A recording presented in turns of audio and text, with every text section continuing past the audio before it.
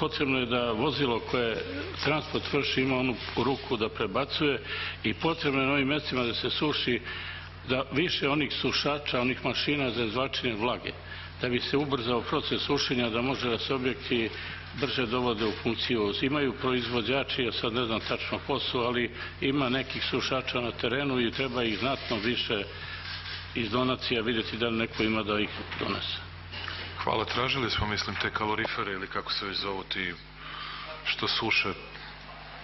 što isušuju vodu iz podruma i